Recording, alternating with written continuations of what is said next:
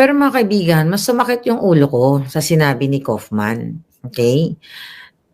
Nung nag-vlog tayo 'no kahapon, tayo nila Nelson, ni Mike, ni Yumi, ni Roddy, at iba pang mga palangga. Hindi ko pa nababasa yung statement ni Kaufman, okay?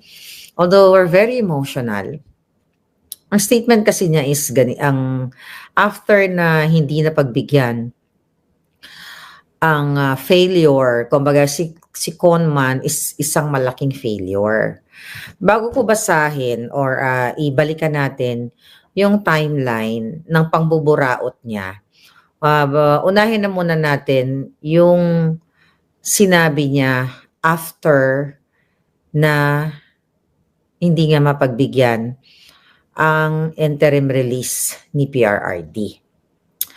Itong statement niya, ayan yung statement niya inulat ng ABS. Pero babasahin ko na lang. Kasi masakit talaga ulo ko sa totoo lang. Kailangan ko lang magsalita mga 4 hours. Although, naging maganda naman yung aming celebration, 2 days. I have visitors here sa bahay. Nag-table tennis pa kami. Bonding talaga family. Pero syempre, after na mawala yung mga bisita mo, doon na nagsisink in lahat, di ba, yung mga pangyayari. So, ito yung sinasabi ni Kaufman. Ito yung statement ni Conman after na hindi ay i-approve or desisyonan ng ICC ang pagpapalaya kay Pangulong Duterte. Dito ako nalungkot. Ang sabi ni Kaufman, the ICC Appeals Chamber has never affirmed the interim release of a person charged with crimes against humanity.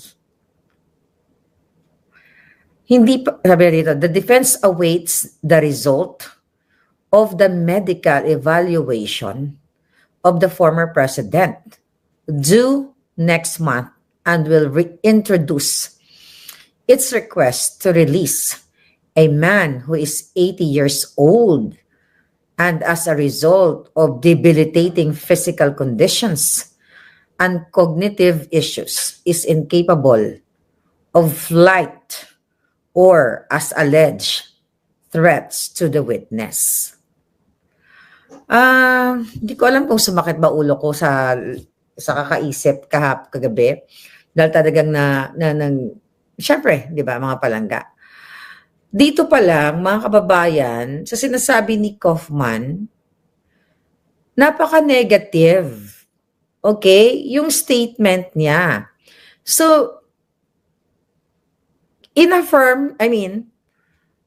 niya mismo, parang inaamin niya, okay, dahil sabi niya nga dito, the ICC Appeals Chamber has never affirmed interim release of a person charged with crimes against humanity. Kasi nga yun yung sinasabi ng prosecution, yan yung sinasabi ng mga jutang dinimes na kalaban ng bayan na pagbibintang kay PRRD. So sinasabi niya lang din naman ni Kaufman na in the first place, bakit pa tayo nag-appeal bakit pa tayo nag-interim release? 'Di ba?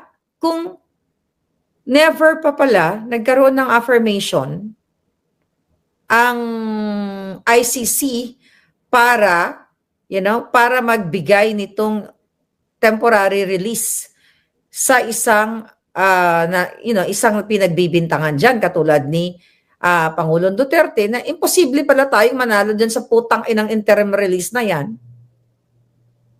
'Di ba? Bakit si Kaufman pa ang kinuha? Well, sabi ko nga ibibigay natin yan sa family.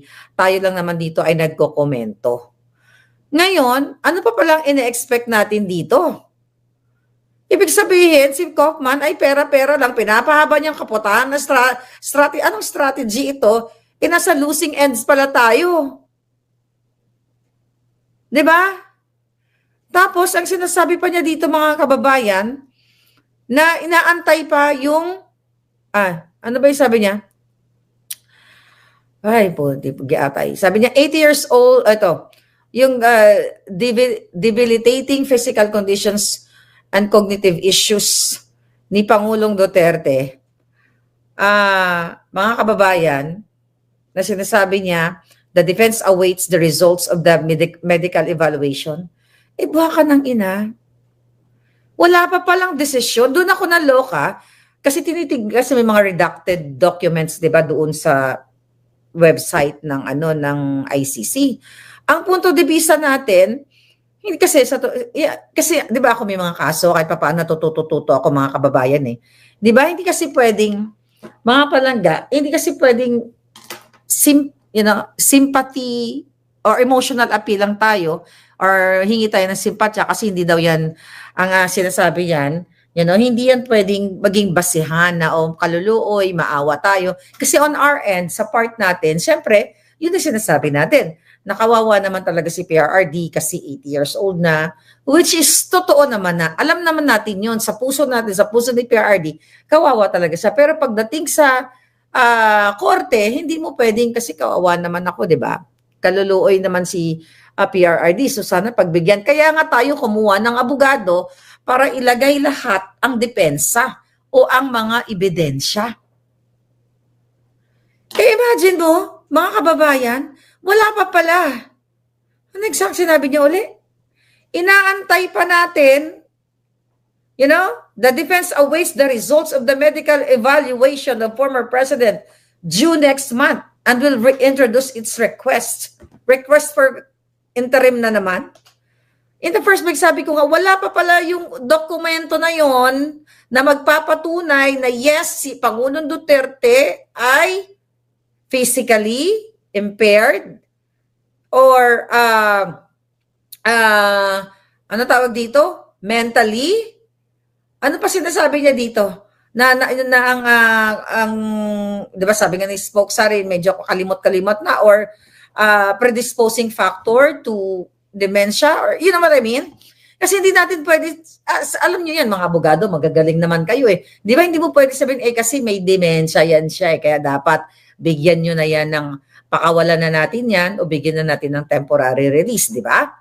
Dapat ganon. Putang ina, nung nabasa ko to, lalo sumakit ang ulo ko. So, nung pinaglalaban natin para dito, dapat alisin na yan. Sinasabi niya, kinonfirm niya mismo na wala pa palang, kumbaga, na malabo tayong pagbibigyan ng ICC. Mga kababayan, kahit sabihin na nating 80 years old si Pangulong Duterte, di ba, very negative. Alam pala niya na imposible tayong mapagbigyan na ma-release si PRRD. Ngayon, mag-introduce na naman tayo next month dito sa appeal natin for interim release. Mga kababayan, bago ka mag-submit ng kadyotahan na yan, na appeal na yan, kasi nga sabi ko nga ako, natututo din ako dahil 4 ang kinaso sa akin. 'Di ba? Pinaproduce ako ng dokumento ng aking mga abogado, you produce this document, hanapin mo to, hanapin mo ganyan. Hindi po pwedeng nakakita lang natin sa media or ganyan. Dapat may pakita natin yung dokumento na yon. Kasi mga kababayan, kung babalikan mo, kaya nga sabi ko, kaya nga si Pangulong Duterte ay patuloy na nagdudusa kasi ulol itong si Kaufman. Balikan ko lang nakakasakit ng ulo pero balikan natin yung mga kaadyotahan niya. Naalala ninyo, wait, asa na yun?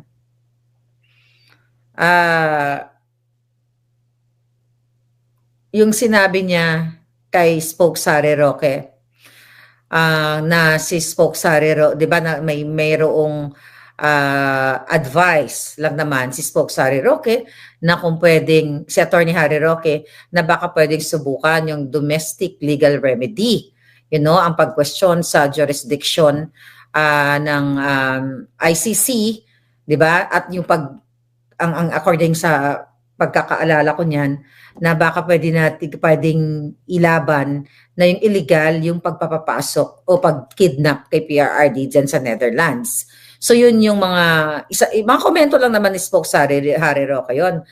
Anong sinasabi ni Kaufman doon? Irrelevant si Harry Roque? Crazy scheme? at not part of the defense team, legally baseless. Ito pa sinasabi niya, at hindi nakakatulong at ito ay delikado sa kaso ni Pangulong Duterte. Na si Spokes Harry Roque during that time ay hindi naman nakikialam sa kaso sa ICC. Ang sinasabi lang ni Harry Roque, baka na kung siya yun, or suggestion niya bilang lawyer din, international lawyer, baka pwedeng subukan ito. Anong ganawa ni Kaufman? Nagpa-interview sa mga alpot, dadak-dak-dak-dak. Sinabi pa nga ng mga alpot niyang term, sigurado na makakalaya ang Pangulong Duterte, andam lang mo makakalaya.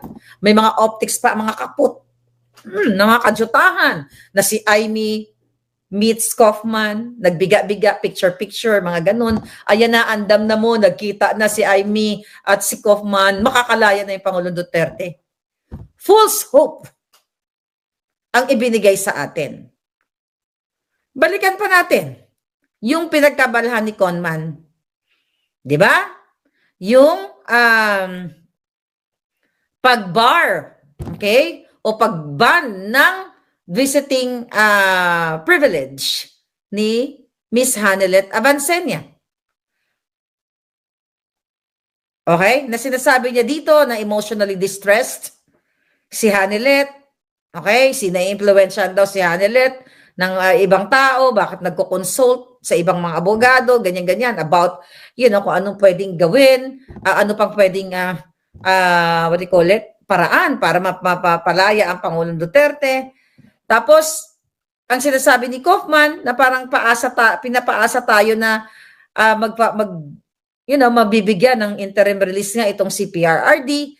Pero hindi natin alam, dahil hindi naman natin nababasa yung mga dokumento na yan, dahil may mga redacted document, may mga redacted information and documents dyan, na hindi pa pala nag-submit ang ulul, kajulul-jululan, ng, ito na lang, doon ako tututok sa medical certificate, na sinasabi dapat doon, walang pang sinabit, walang black and white, na si Pangulong Duterte, na dapat bigyan ng interim release, although sinasabi ng ICC dyan na walang provision sa Article 58, chuwa-chuchu, mga ganyan, di ba? Pero ibig sabihin, baka sakali, kung nagkaroon ng doctor's, what do you call it? Result, okay? Ng medical result, na magbabanda doon sa kanilang doctor ng ICC, di ba? O kumbaga black and white na talagang si Pangulong Duterte ay may ganito, may ganyan, at hindi na kaya, ganyan-ganyan. Kasi ang sinasabi lang, di ba kasi tayo mga comment lang tayo eh. Pwede ako magsabi dito, tayo lahat, nakakama talaga si Pangulong Duterte, totoo, dapat talaga, yan, wala na naman tayo. 8 years old, ganyan.